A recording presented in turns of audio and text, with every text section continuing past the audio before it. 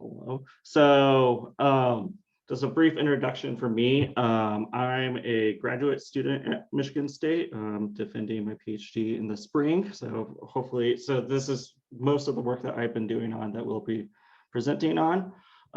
So I do research related to informal physics programs. In addition, I'm also a facilitator for these types of programs. I volunteered in the past as an undergraduate at Colorado State. And here at Michigan State, I also am a lead sort of public engagement chair for a student organization here. So I visit schools with hands-on sort of activities and work with kids of all ages. So for the goal of today, really what we'll be focusing on is kind of describing a little bit of our past research about different types of informal physics programs. And then that'll kind of lead into our current work on this framework that we're developing called the key components. And so then really towards the end of this, we'll be looking for feedback and we'll have some discussions about this key components framework that we're developing and how it can be useful for other program leaders. And so, as we know, there's many different types of programs out there. I bet if we surveyed everyone in this chat and like the different types of programs that you're a part of, I bet they're very different. So we've done surveys and interviews and site visits to all sorts of different programs across the country. And we're kind of just seeing like, what are some common structures and themes that all these different types of programs have in common? Like what's in common between an after-school program or a public lecture or a planetarium, things like that. What are some sort of common structures that take place? Ooh, I hit a button. And so originally when we were thinking about these things, we applied sort of an organizational theory framing. This was used for like nonprofit organizations. So we adapted it to the informal physics context, and we really said there's like six main parts that kind of described how programs work. You had the people who are running this program, you have logistics of like content and activities, you have different audiences that you're working with or engaging with, you have various resources like equipment and funding that you work with. A lot of programs here, we're part of a university or a national lab, things like that. So how do you connect to that institution you're a part of? And what type of assessment are you developing? So we've surveyed, program leaders and done visits and interviews with people, kind of identifying some of these key structures. And then some of the work that I've been doing when I joined this group at Michigan State, I was looking at a lot of interviews with people in these programs, about these structures, asking program leaders about these different ideas, your personnel, your audiences, things like that. And what we find that all of these program leaders can't talk about these different key structures, but what they talk about the most are like the personnel. And we really see that like, hey, the personnel, the program leaders, the volunteers, et cetera, really, or what make these programs run is like all these other parts are important too, but the personnel are really like the kind of central glue that connects to everything. And so we're like, okay, that's great. We kind of found, identified what some of these structures are, but how is this useful, especially if I'm a program leader of, okay, we identified these kind of constructs that are important to these programs. What do I do with this? And so we're kind of shifting into developing something that could potentially be useful for program leaders to kind of think about and reflect upon their own programs. And so that's where this kind of key components framework comes into play. So there's a team of us that's been putting this together. Some of them are already in this call. And so what we've done is that we've interviewed program leaders, once again, from a wide variety of programs, and we analyzed all their responses and kind of coalesced them together.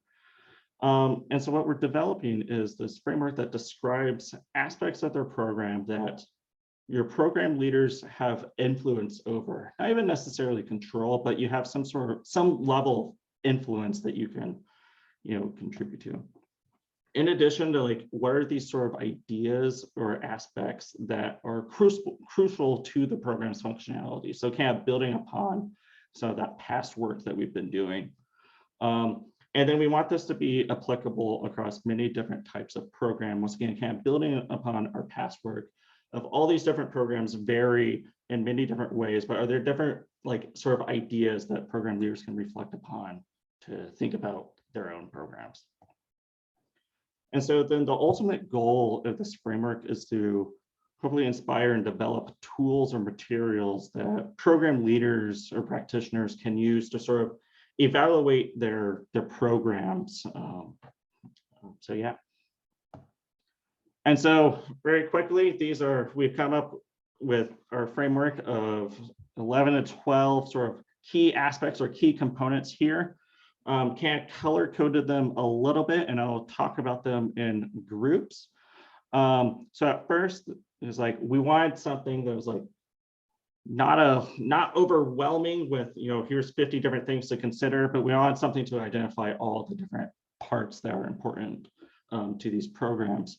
And so at first, it kind of looks like these are 12 sort of distinct ideas here. But the reality is that everything is super connected and super complicated.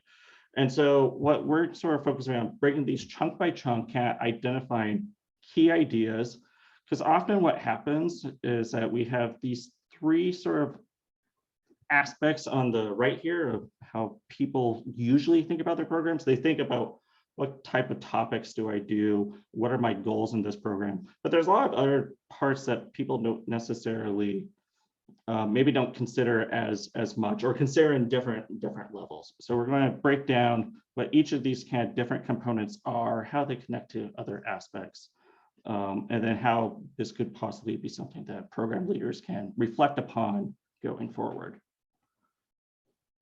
So the first sort of chunk I'll talk about here is sort of starting with the goals of a program.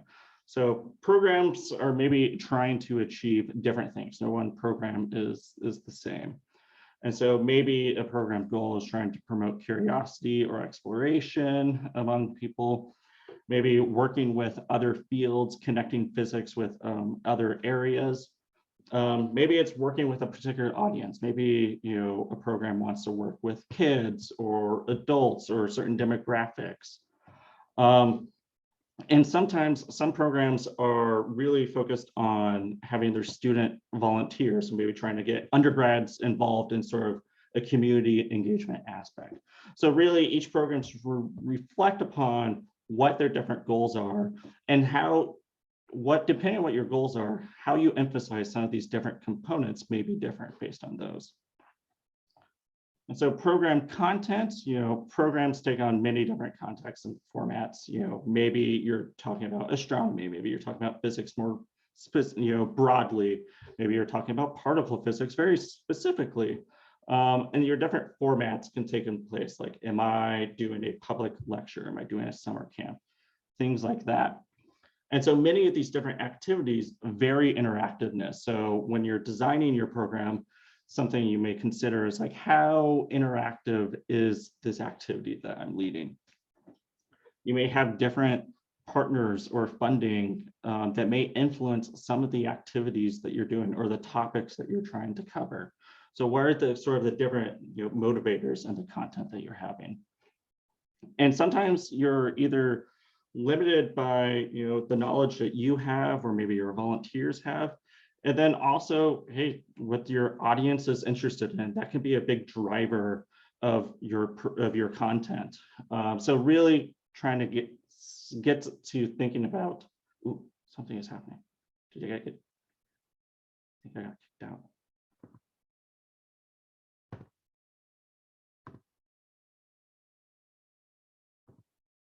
Am I still there? We see you. Your slides went from the presentation mode just to like your normal mode. But here, looks like your screen sharing. Yep, you're back. Okay, all right, I'm back. I will say that's technology error, but it could easily have been human error. And so then the next sort of like component is dealing with assessment. So how is a program evaluating their own program, or how is a program leader evaluating their own program?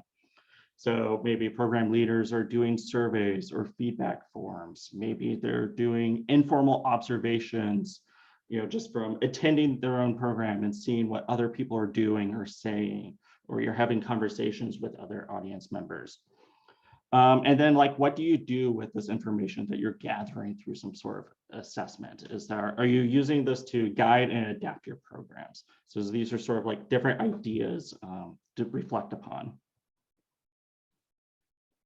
Some additional components we have here, as I kind of mentioned earlier, a lot of these programs you're housed in a university or maybe a national lab or something like that. And so usually there's some sort of institutional connection that you have in some way. And so many of these programs, maybe they work at the university, so therefore they recruit a lot of university students or other people from that institution to participate in or volunteer in these programs. Some programs collaborate with faculty or classes or other institutions or other departments on this institution, at this institution. Some programs even receive support from their institution. This can be in the form of, hey, our department provides us with a space to do things, or they help provide supplies, or sometimes funding, or sometimes just recognition of being oh, hey, this person is doing great work, meeting our, community goals. However, this is also a challenge for some programs. Some programs, that relationship with their institution is pretty strained. So kind of reflecting upon what is the type of relationship with our institution and sort of thinking about what are the different steps that you can take to sort of think about that relationship. Physical and digital resources, that's essentially just thinking about the equipment, the location, different materials, pretty much anything that you do to make the program run in terms of physical spaces. So these can be venues, there's different types of venues. So maybe you can reflect upon where am I holding these events, or where is this program held? Is it on campus? Is it off campus? Is it a dedicated space, like a planetarium or a museum? Am I going and visiting other groups? Am I going somewhere, or are people coming to me? Kind of thinking about where these locations take place. There's different supplies that needs to be bought and maintained and replaced, to sort of think about how does that all come into play. And then what am I spending most of my resources on, or what are the big things that I'm spending a lot of time focusing on? So for a lot of programs, hey, maybe it's buying food for their volunteers. Maybe that's a big resource that you go through. Maybe you have to travel, so there's travel costs with that. Advertising, just physical things like tables and all of that. There's a lot that goes into these programs that are beyond just the actual physics experiment. So sort of think about, what are different resources that I'm here and how am I managing them? We have funding and budget. So essentially the monetary funds that programs receive and utilize. There's many different funding sources. We've seen that some programs maybe have a single funding source. Maybe they have a big grant. There's some who have multiple sources of funding. Maybe they're smaller grants. A positive of if you have a large single source, it can help guide you and it can get you going through. But a lot of these grants or other sources, can come to an end. What do you do if your funding source comes to an end? If you have multiple sources of funding, if you lose one, maybe that's not the end of the world, but then you have to also apply for other types of sources, or maybe they're smaller. Personnel often make up a large part of this budget. If you happen to pay your volunteers, not all programs pay the people who participate in these programs. Some do it voluntarily. So it's just another sort of cost or financial thing that you can spend to consider. Sources range from local to university to national. So there's many different types of funding sources out there. So what best fits your needs? And as I said, funding cuts can be challenging, and you sort of have a game plan to think about what would I do or what can I do if I were to lose a source of funding, or my main source of funding, or things like that. So just thinking about where your funding is coming from. Oh, and one minor thing is that the idea of power of like when asking for funding, kind of like, where am I at? If I'm a faculty member in a department, maybe not necessarily, but maybe it's easier to ask for funding from your department compared to, say, if you're an undergraduate student organization asking for funding. It can be very intimidating asking other professors or department staff for that type of funding. So kind of thinking about what your role and power is.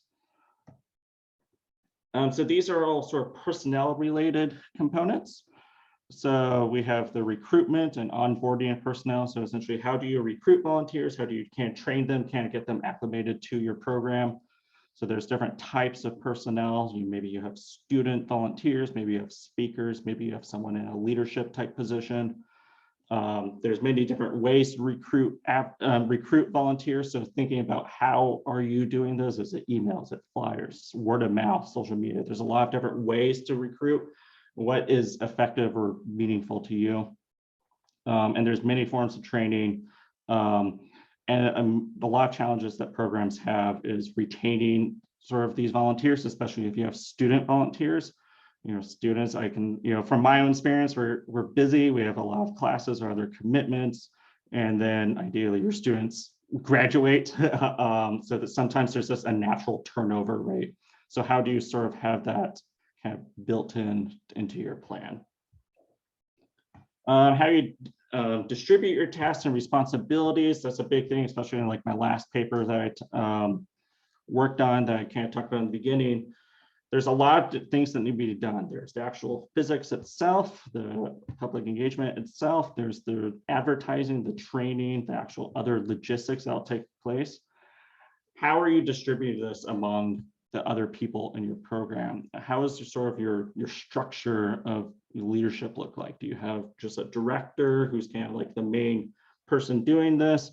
Do you have volunteers? Do you have people who just show up for a single event rather than being at this program, long term? There's a lot of things that take place, but a big thing that we see is a lot of these responsibilities end up falling on one person.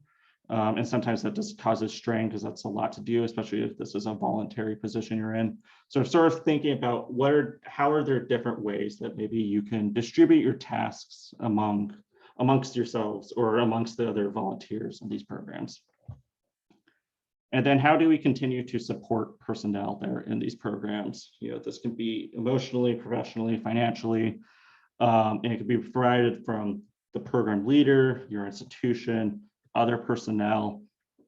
Some programs compensate their personnel. Maybe that's through payments, maybe it's through course credit, something along those lines. Maybe there's a professional development sort of activity. I'm trying to give my volunteers, skills that they can apply in some other setting, or even just recognizing what your volunteers are doing, them telling them good job, supporting them, making them feel like they're contributing, which they are, to these types of programs. So what are the different ways that you can support your personnel? And then I think that this last batch, and so these are all sort of audience and community partnered related. And so understanding what does your audience want from a program in the first place? Audiences have different motivations or needs or wants from a program, why they're even participating in the first place. For example, maybe you're a parent and like, hey, I need something for my children to do. I want them to be more engaged with science, possibly. Maybe an audience wants to gain skills or experiences that they can't gain elsewhere. Maybe there's a professional sort of development aspect. And sometimes audiences just like want something to do. And so just kind of like understanding like, where is your audience coming from? Why is your audience going to a program in the first place? What do they want? What are they looking for? And then once you have your audience there at your program or participating or you're working with them, how do you support their continuing participation in your program, keeping them engaged?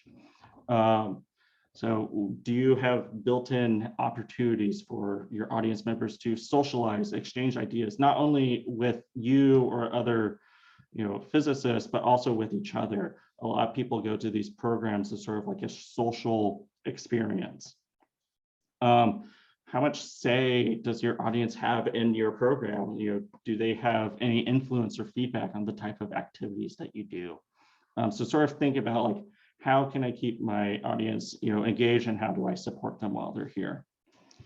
And then the last one we have here is the relationship with community partners. So essentially community partners, or maybe like other groups that you're working with who are not, say, your audiences or other personnel. So maybe this are schools, maybe you're working with teachers, maybe you're working with other community groups, things like that. And so there's many types of partners. Maybe you're even working with other organizations, venues, funders, sponsors. What is your kind of relationship with these other partners that are helping the program run, and then hopefully you're helping contribute to whatever their needs are? Partnerships can end and evolve. Sometimes, this is fine. Maybe you were working with a teacher and they're like, hey, we just needed an activity for this week-long program during the summer, something like that, and that was the extent of what your partnership needed. Maybe that's it. Just think about what is the length of your partnership and what are the needs from this partnership, and kind of considering the input and the power of this relationship. So are you dictating everything? Is your partner dictating everything? Is it a balance? Like, who has say in content, who has say in frequency and other activities, things like that. Having this communication with your partners and understanding like who has to say, and making sure that there's both sides are being heard.